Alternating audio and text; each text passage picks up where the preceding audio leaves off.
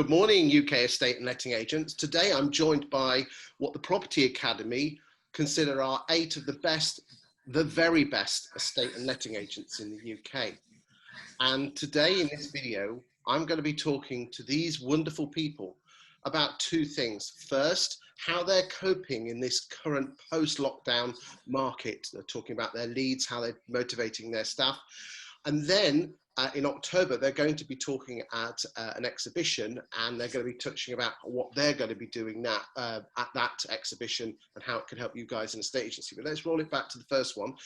What I'd like to do, ladies and gentlemen, is talk about what's happening in the property market. And I'd like to start with you, Mark. Now, you're the MD of Red Brick, which has got 4 offices in sunny Sheffield and Chesterfield.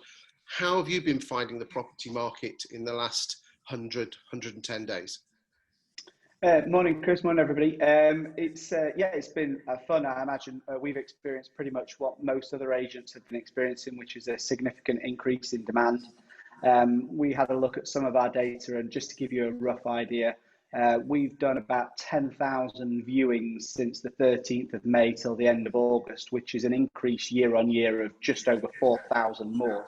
So quite a significant jump in activity. Our inquiries are up by about 167%. So really almost impossible to staff up for and to actually deliver the levels of service that we would actually want to deliver every single time. It has been very, very challenging. What we've tried to do is to bring in as many quality people as we can, and whether that been through hiring new staff or actually using fantastic support through we use paperclip, which some people will be familiar with. It's like a money penny equivalent. Bringing in new people to help on viewings and really scaling down in terms of the amount of property visits that we've actually gone to try and still deliver a quality service rather than going multiple times. And using tech as well, Christopher. That's been a huge part of what we've been up to. Okay, let's open it up. How you say, are you actually employing more people? Have you brought everyone back from furlough? Yeah, we brought everybody back that was physically able to before the end of May. So we've had everybody back in the building, I think, from about the mid-20s of May. And we've employed since then 9 people. Now, interestingly, I just want to open this up and put your hands up, boys and girls, is talking to some agents, their staff are running around like headless chickens saying, we need to employ more staff, we need to employ more staff. But then we've got November and December on the horizon, and you know, people are worried, well, do we take extra people on because we might have to let them go? Is anyone else having that quandary? Put your hand up if you have that quandary.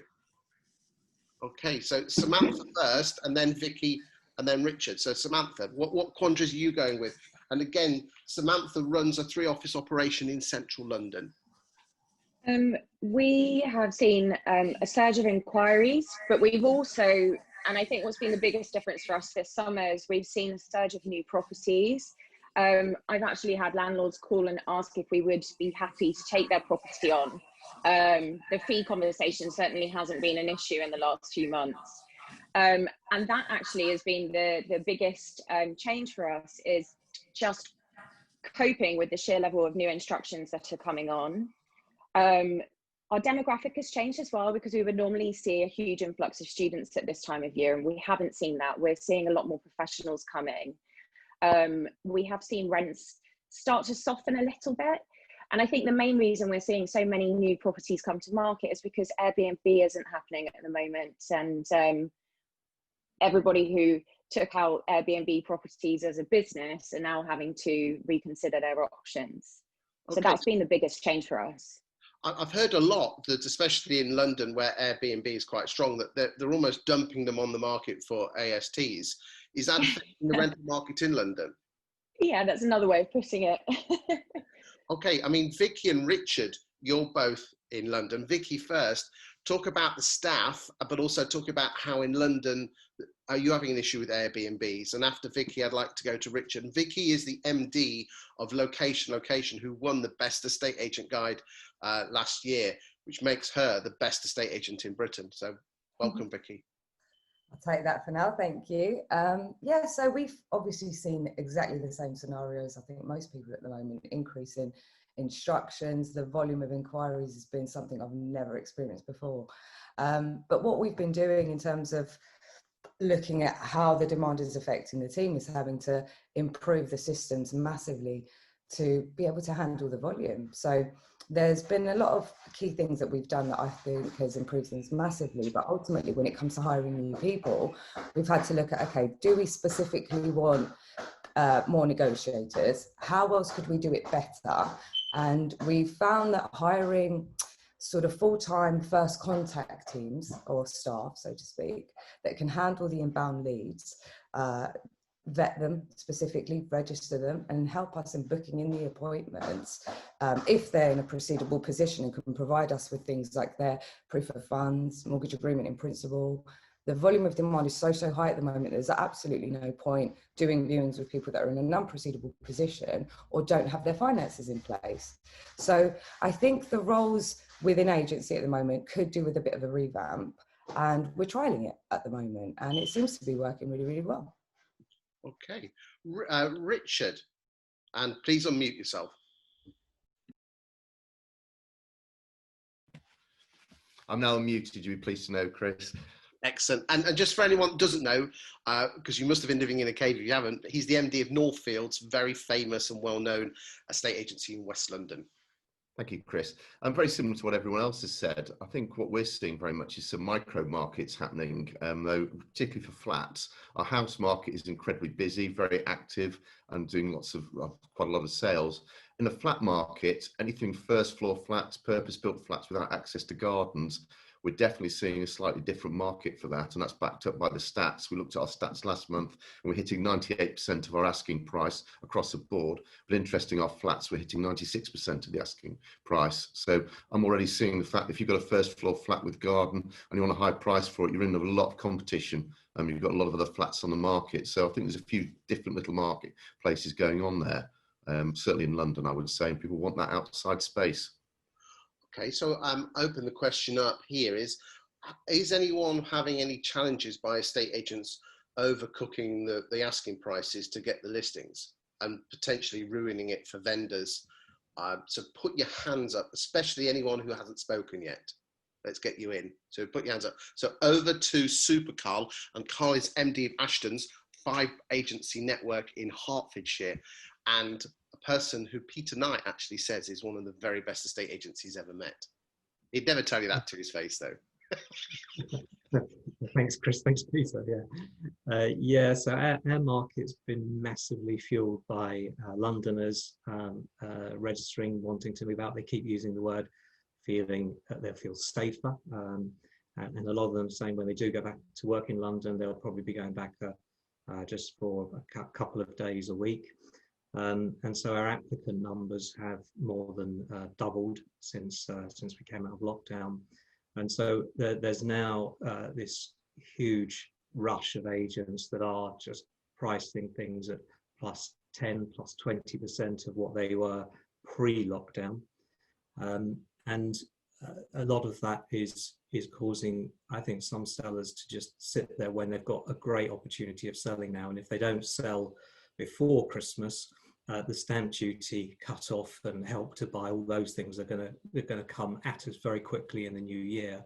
So I think the message really for sellers is a great opportunity to get a really good price, but don't be stupid and don't be necessarily fooled by the person that promises you a pot of gold immediately. Interesting. I'd like to move to Deborah now. Correct me if I'm wrong, but I think you're Royal Tunbridge Wells, aren't you, Deborah? Unmute yourself, lovely. Yes, I am indeed, yes. So surely you're experiencing what Carl is experiencing in Hertfordshire of people moving out of London. Is that the case? Yes, definitely. But the biggest issue is it's what everyone's reading in the press. So your sellers think there is this mass influx of Londoners who will pay massive prices for their property. And to a degree, that's true. We would absolutely echo everything that's been said about the house versus flat market. We feel that in Tunbridge Wells keenly, especially for high value flats where you could get a house for the same price with a garden. But I suppose as time's going on, we're getting a lot of statistical evidence to show that if you price not ridiculously low, but at a good price, we'll actually achieve on average 104% of asking price, because we're taking many of our listings at the moment to sealed bids and achieving more than what they want to list at the upper end. So it's just important to get that footfall and get the price right from the outset. I think a couple of days ago, Rightmove put a report out talking about properties coming on the market at the right price. Spencer, over to you next. And Spencer runs Paramount and excellent estate agency in London. What have you got? What tips have you got for estate agents on getting properties on at the right price and persuading homeowners not to be swayed by overvaluing? So Chris, I'm definitely on the rental side of things. Our approach has definitely been to ensure that existing owners are well briefed in the recent changes in the rental world, and there has been a whole raft for them to deal with, particularly the 6-month notice which has just been thrown at them. And what's been sort of fascinating for us is we've been really honing in on the emotional connection with why they bought that property for rental purposes, or why they moved into that property in the first place. And I think what happens, certainly with us, is a lot of our owners have been with us for a decade plus and are buying more properties to add to their portfolio, but actually they've forgotten why. They haven't got that warm feeling about that property. We talk about 2D management, which is they receive a statement, yeah, they receive nice contact and bits and pieces, but they get some invoices coming through, and actually reminding them why they bought that property and what the journey is from today moving forward has re-established sort of really strong relationships with our owners. And I think the key thing is obviously chasing new business is super important. We want to grow our businesses, but at the same time, you need to be very mindful of looking after your existing client base. And that's where our time has been spent, certainly in the last quarter. Okay, we'll come back to the overvaluing, and we'll come to you in a second, Andrew, because I know you're up in the Lakes and you're a fantastic estate agent there. But Spencer, apologies, I forgot that you were more lettings than sales. Yeah, they haven't allowed me to do residential sales. You know, I'm not ready for it yet, apparently. No, you haven't got a shiny suit. No, that's what the estate agents do. Right? Okay. I thought your point there about creating an emotional connection with our landlords. Do you think we as an industry have detached that emotion? What could we do to make that better? And put your hands up, and we'll go around the room on this one. So put your hands up. Anyone put your hands up? Come on, babies, put some hands up for me. Oh, good stuff. Thank you, Vicky. Unmute yourself. You get a gold star. Thank you. I think it's about adding as much value as possible. Like Spencer was saying, maintaining that contact and remembering your existing clients is so important. We work so hard to obtain them in the first place that it's really easy to sort of park them once you've got the business. But ultimately, keeping them up to speed with what's happening, whether it be in the local market for sales or rentals, adding value to them as much as possible so they understand exactly what's happening. And in other ways as well, like there's so many other ways that you can add value to a client, whether it's a key holding service, whether it's just going above and beyond in any kind of way, understanding who they are, what their needs are, and what their why is really, why they do what they're doing, be it sales or rentals, makes a massive difference. So I think add as much value as you can. Vicky, whilst you're on, you're going to be talking at the EAMasters about leadership. Give me some idea of what you're going to be talking about and how you can help estate agents on that journey.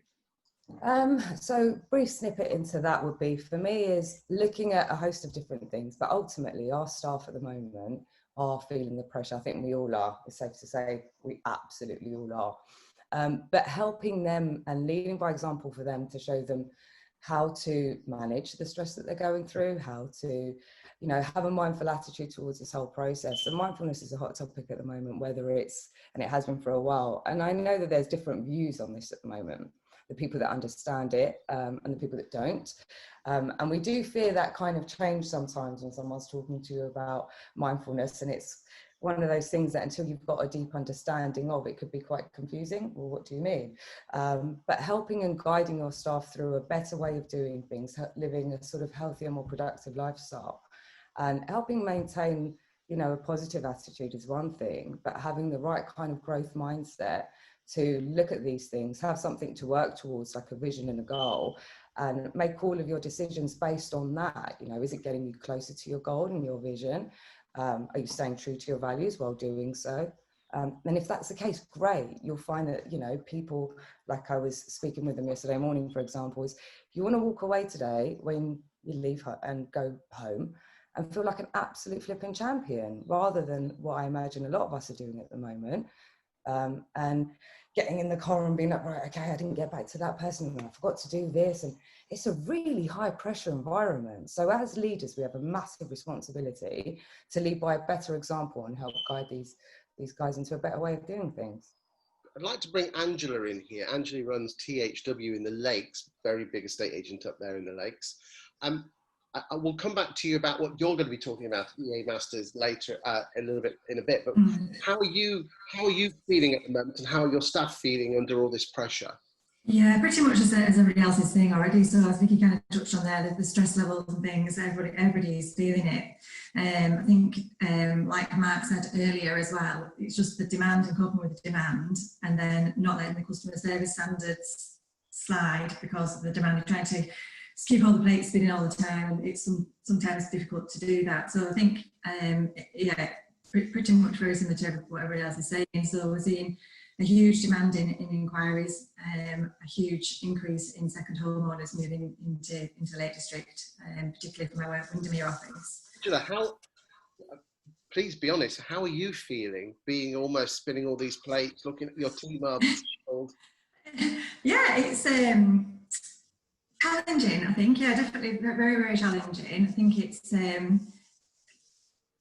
it's difficult because you've got to, you can see your team is sometimes, you know, they're feeling stretched, they're feeling pressured as well, and it's trying to not let them see that how things are, and who knows kind of November, December what the market's going to be like in this state, you know, at that stage. So let's just everyone do what they can to get through this stage, and then it'll all rebalance again. So got a great team that really, really helps, and you know, everyone is working at capacity, and I completely appreciate that as well. Yeah. Okay, Carl, over to you. The typical person who runs a big estate agency brand like yourself is typically going to be someone who is a big picture person, doesn't get involved with the micro, and craves to be in control of the situation. Do you feel that this market's a little bit runaway, that you're not things aren't being controlled, and what are you doing to make sure that you're keeping yourself and your team on track?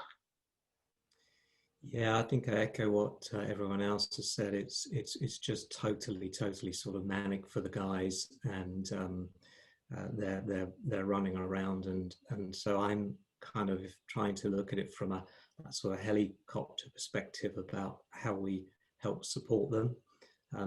Being honest, it can sometimes feel like you're trying to sort of put out fires, because as soon as you deal with something, there's a ramification elsewhere. So we've started to move people around a little bit. Our sales pipeline is absolutely huge at the moment, and it just isn't converting into contracts. We have 4 people that just deal with sales progression centrally. So we've moved someone from an office in to help them. So I've gone from 4 to 5 to try and get some resource in it. Truthfully, we probably need to get a 6th person in there. That then causes an issue with obviously an office then being restricted. So we've taken 3 extra people on into what we call our contact center, so that we're dealing with some overflow calls and just day-to-day housekeeping, just really so that we can keep on top of everything and keep levels of great service for the clients. But it is tough, and I think people are feeling the pace. But actually they also think how lucky we are to be having this issue, because when we came out of lockdown, we thought we'd be very busy for a few weeks, but we didn't know it would be anything like this. So we're just cracking on and doing the best that we can. How are you feeling, Carl, trying to keep this train on the tracks? Yeah, I'm okay actually, but I kind of always feel that sort of, I don't get involved day to day so much, but it's quite hard to sort of stop me getting to go to every office every day and want to roll up my sleeves and dive back in. but you know, that's not the way that it can be for me. I have to work differently.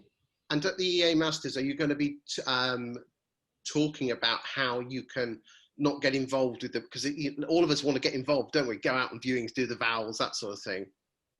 Yeah, a lot for me is going to be around sort of communication in a leadership perspective. And I think communication when everyone is busy, you've still got some people working remotely, particularly in our back of house sort of letting side.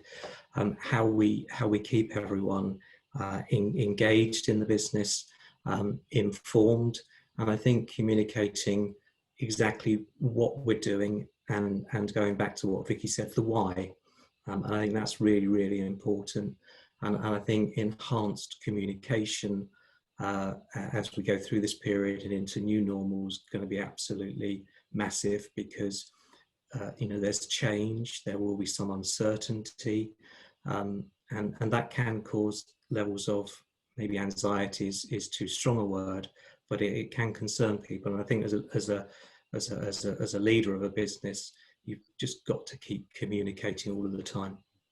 Now at the EAMasters, the whole principle is that everyone says this is the next normal is what, you know, we're in that funny period at the moment between, you know, this market's not going to last forever. And I've got a big fear that we're all too focused on the now. And we certainly have to bring the hay in now while the sun shines, but not at the expense of not planting the seeds for next year.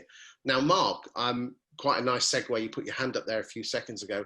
I'd just like you to comment on what Carl said, but then what I'd then like to move through is to talk with Carl and then Deborah as well afterwards about what marketing you're doing both now, but also in the future, to enable you to ensure that it's all very good having a pipeline, but if you've got no cash in the bank, but more importantly, getting the name out for people that want to sell in 2021, 2022, this time means nothing. So Mark, unmute yourself and follow on with what Carl said, and we'll then segue into the marketing. Yeah, I was just going to finish off on the leadership piece, and I think one of the things that is really important is that we actually really encourage people to enjoy this market. I personally don't think I've ever worked in a market quite as exciting as this, and I spend a lot of time telling my staff, don't let perfection be the enemy of good at the moment. Just get on and do it, enjoy it. You probably won't work in a market quite as frothy as this ever again. I mean, it would be fantastic to think that we will do for the next decade, but I don't think we will. So we're very much telling people to enjoy it, and these are good problems to have, as you said. And I actually possibly slightly disagree with you, Chris, in terms of your worries and concerns for next year, because I think one of the things that the pandemic and lockdown has taught us, and the change in working patterns is, and this might not be shared by some of our London agent friends on the call, so I do get this, but I think the home has become significantly more important to people. It hasn't just been somewhere where they see it as an asset. They're actually thinking about it as where they live, and what Spencer and what Vicky were talking about is the why that they bought that house, whether it's an investment or whether it's actually their own home. But I think people are actually taking more time, more emphasis on the home. And so I actually think there will be more transactions going forward, even with the stamp duty ending at the end of March.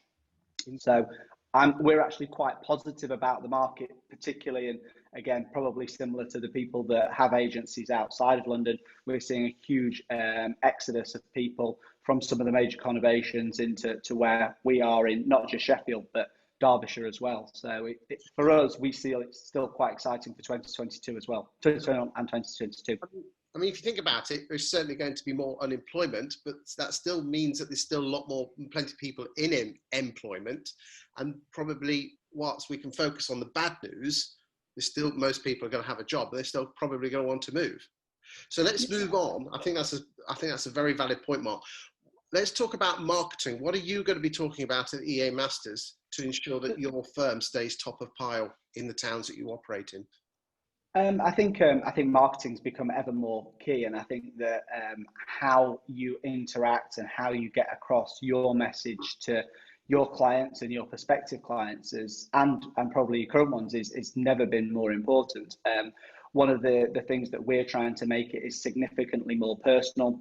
We've worked really hard to identify all of our different client types, and really try to market our individual properties, whether that's on sales or on lettings, in lots of different ways. The same property we now market generally 4 or 5 different ways with different messages to each targeted segmented group.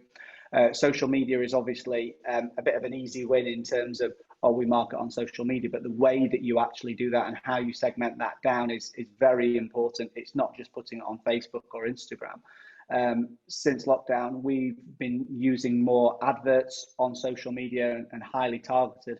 Our PR company told us the other day that we had 3 million views on our just listed properties since lockdown, because we're actually effectively targeting the correct and appropriate buyers, as opposed to just dumping it on social media and hoping that somebody would find it. Segmenting and targeting is absolutely the most important facet for us. Okay, so thank you. Over to you, Deborah. I mean, just before you go on, Deborah, just one quick thing, Mark. I can say this, you probably can't. Is those sort of numbers are quite impressive. They could almost blow Rightmove out the water. Do you actually need to be on the portals?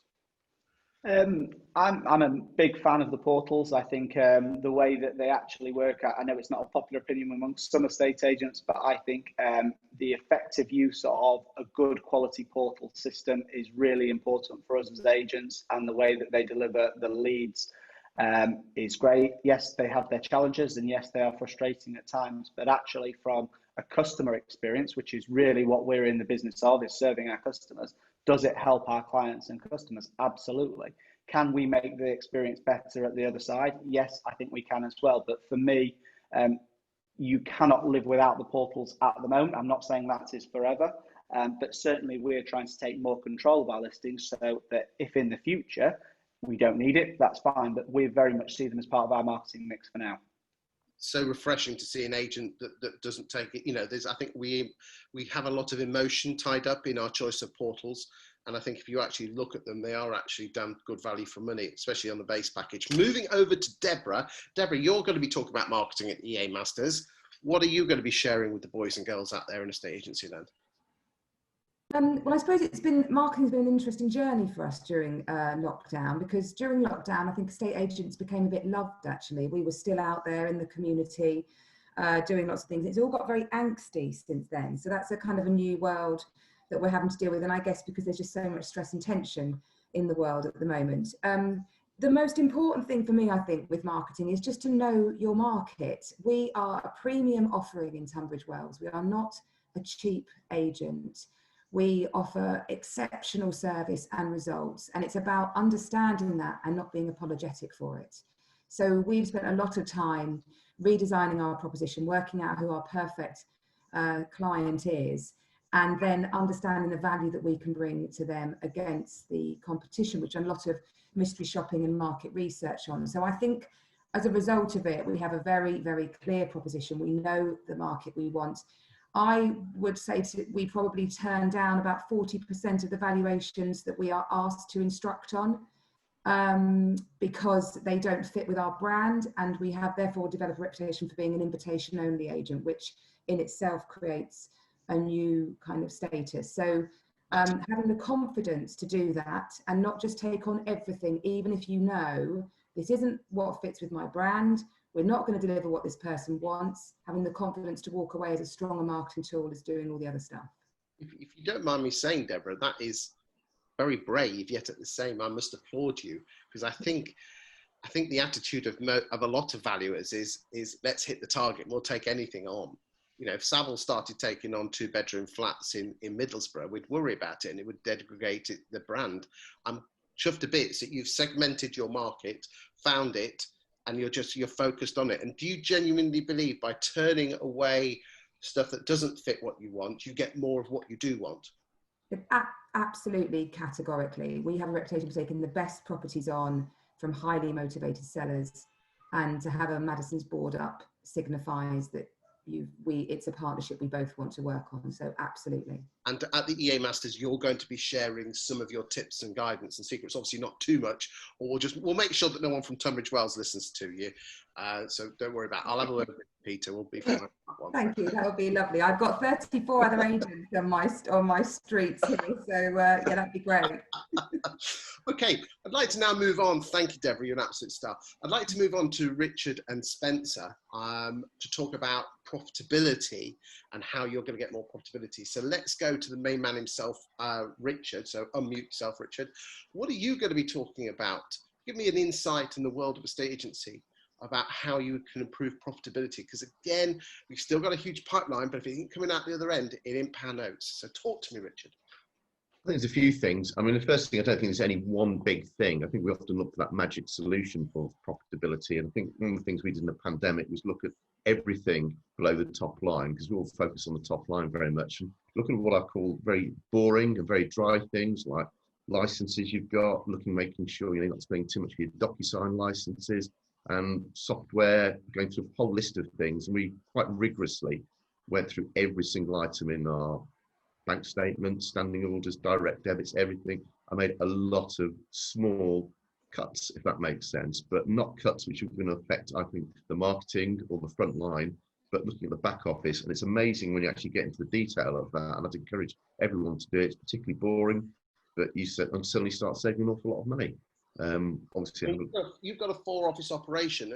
Are we talking thousands or tens of thousands of pounds a year? We're talking more than tens of thousands of pounds a year. We're talking an awful lot of money, because you can start looking at things in detail, and also just it just all adds up basically. Also, just looking at premises. We're fortunate that we own most of our premises, but making sure that you're getting the maximum value out of your premises as well, and just everything you can actually think of, and getting the staff involved in that process as well, and just asking them for their best ideas. And it's amazing what they will come up with. So I think it's a bit of teamwork as well, but just really drilling down into detail of the costs really, and looking at expiry dates on things, renegotiating with the suppliers. But one thing I would say to everyone, if you're going to renegotiate with suppliers, do it in the right way. Speak to them first. Don't just cancel direct debits or standing orders. Just pick the phone up to them, have a chat with them. And most people we found were very, very good about things, because we're all in this together at the end of the day. So yeah, it's those kind of things. Quite tedious things, to be honest with you, Chris. Not really what I like doing, but it's paid dividends, definitely. I think we all get too drugged up on the listings and doing the deals, and the stuff that we actually get paid to do as bosses is to look at these things. Interestingly, coming to you, Spencer, thank you, Richard, by the way, you deal with kerfuffle, and I believe you've signing up to kerfuffle, is it 60, 70,000 pounds a year you've saved? Saved about 60,000, yeah. Embarrassing to admit to, but true. Echoing what Richard said, we spent some time looking over our shoulder, because I think we're always looking forward and galloping, where's the next listing, where's the new managed property, and actually to take stock. And we found lots of things, like we didn't, some standing orders we couldn't even fathom what they were for. They were just being paid. So we've looked at our entire accounts system. We brought part of that back in-house. It was outsourced. So the outsourced worked in a way because, from a resource perspective, we knew it was always ticking over, but they didn't know the story. They didn't know about the licenses, as Richard mentioned. But what we've wanted to do moving forward is making sure that we don't have suppliers that are relationships just by association, but they're actually meaningful relationships where we're working together collaboratively. So we're at the moment working with Moneypenny. So our big problem was we've got 350 to a maximum during lockdown of 600 rental leads coming to us per week. Now, when you've got half your team on furlough, getting back to those people was a job in itself. Forget about arranging viewings and all the rest of it, it was just trying to service them. So Moneypenny now pre-qualify our leads. So that means that the consultants who receive the lead have got a lead where those first 6 or 8 questions have already been asked. So from an emotional perspective, they're not scrambling up the hill every single day. They're, rather than it being a 100-meter sprint, they're starting from, with 40 meters to go. So energy levels have gone up significantly around that. And then that moves straight into Area, which is basically a lead management platform. So, but now Moneypenny are plugging straight into area, which then we can move clean, good data into our CRM. And that's been a huge, huge win for us, because, you know, you need to make sure that the people you're attracting are actually going to be able to, you know, you're going to be able to transact with, that you are going to be able to find them their perfect new home.